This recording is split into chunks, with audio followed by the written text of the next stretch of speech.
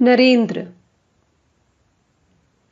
To spread his message to the four corners of the earth, Sri Ramakrishna needed a strong instrument. With his frail body and delicate limbs, he could not make great journeys across wide spaces. And such an instrument was found in Narendra Datta, his beloved Naren, later known to the world as Swami Vivekananda. Even before meeting Narendranath, the Master had seen him in a vision as a sage, immersed in the meditation of the Absolute, who, at Sri Ramakrishna's request, had agreed to take human birth to assist him in his work.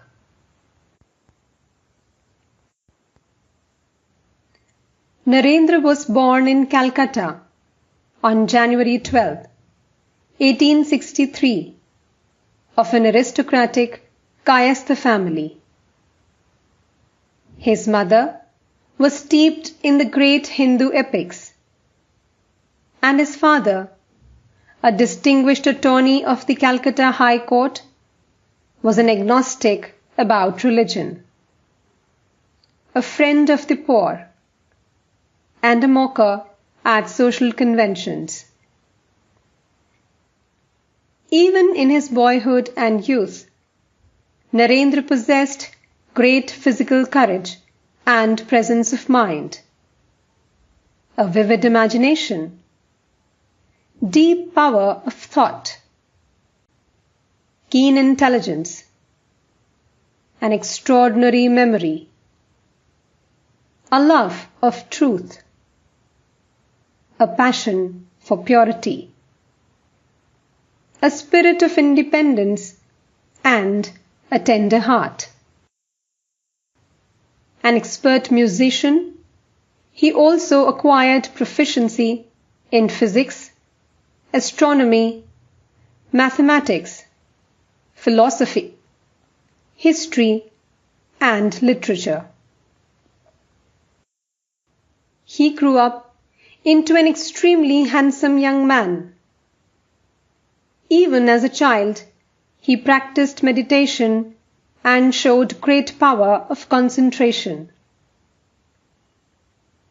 Though free and passionate in word and action, he took the vow of austere religious chastity and never allowed the fire of purity to be extinguished by the slightest defilement of body or soul.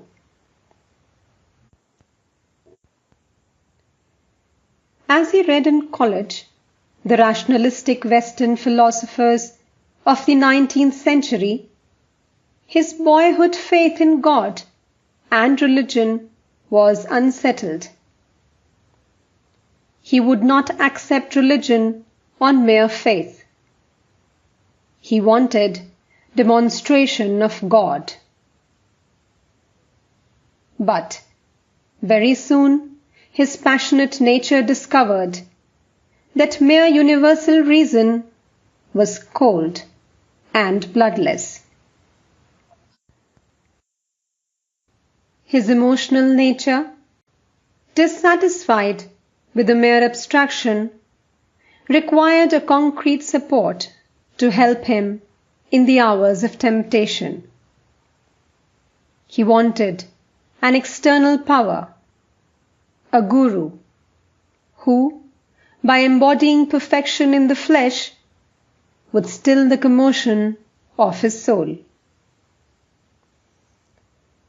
Attracted by the magnetic personality of Keshab, he joined the Brahmo Samaj and became a singer in its choir. But in the Samaj, he did not find the Guru who could say that he had seen God. In a state of mental conflict and torture of soul, Narendra came to Sri Ramakrishna at Dakshineshwar. He was then 18 years of age and had been in college 2 years. He entered the master's room accompanied by some light-hearted friends. At Sri Ramakrishna's request, he sang a few songs, pouring his whole soul into them, and the master went into samadhi.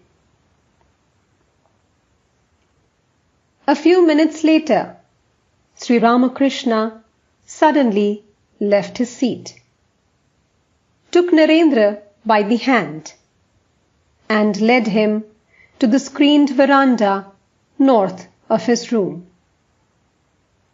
They were alone. Addressing Narendra most tenderly, as if he were a friend of a long acquaintance, the master said, "Ah, you have come very late. Why have you been so unkind as to make me wait all these days? My ears are tired of hearing the futile words of worldly men. Oh, how I have longed to pour my spirit into the heart of someone fitted to receive my message." He talked thus, sobbing all the time. Then, standing before Narendra with folded hands, he addressed him as Narayana, born on earth to remove the misery of humanity. Grasping Narendra's hand, he asked him to come again, alone and very soon. Narendra was startled. "What is this I have come to see?" he said to himself. "He must be stark mad. Why, I am the son of Vishwanath Datta. How dare he speak this way to me?" When they returned to the room and Narendra heard the master speaking to others, he was surprised to find in his words an inner logic, a striking sincerity, and a convincing proof of his spiritual nature. In answer to Narendra's question, "Sir, have you seen God?" the master said, "Yes, I have seen God. I have seen him more tangibly than I see you. I have talked to him more intimately than I am talking to you." Continuing, the master said, "But, my child, who wants to see God? People shed jugs of tears for money, wife, and children. But if they would weep for God for only one day, they would surely see him." Narendra was amazed. These words he could not doubt. This was the first time he had ever heard a man saying that he had seen God. But he could not reconcile these words of the master with the scene that had taken place on the veranda only a few minutes before. he concluded that Sri Ramakrishna was a monomaniac and returned home rather puzzled in mind. During his second visit, about a month later, suddenly, at the touch of the master, Narendra felt overwhelmed and saw the walls of the room and everything around him whirling and vanishing. "What are you doing to me?" he cried in terror. "I have my father and mother at home." He saw his own ego and the whole universe almost swallowed in a nameless void. With a laugh, the master easily restored him. Narendra thought he might have been hypnotized, but he could not understand how a monomaniac could cast a spell over the mind of a strong person like himself. He returned home more confused than ever, resolved to be henceforth on his guard before the strange man. But during his third visit, Narendra fared no better.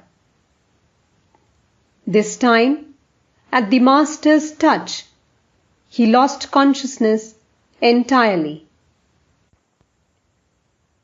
While he was still in that state, Sri Ramakrishna questioned him concerning his spiritual antecedents and whereabouts, his mission in this world, and the duration of his mortal life.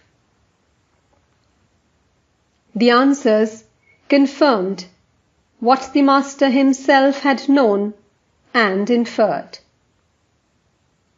Among other things, he came to know that Narendra was a sage who had already attained perfection, and that the day he learned his real nature, he would give up his body in yoga by an act of will. A few more meetings completely removed from Narendra's mind the last traces of the notion that Sri Ramakrishna might be a monomaniac or willy hypnotist. His integrity, purity, renunciation, and unselfishness were beyond question. But Narendra could not accept a man, an imperfect mortal, as his guru. As the member of the Brahmo Samaj, he could not believe that a human intermediary was necessary between man and God. Moreover, he openly laughed at Sri Ramakrishna's visions as hallucinations. Yet, in the secret chamber of his heart, he bore a great love for the Master.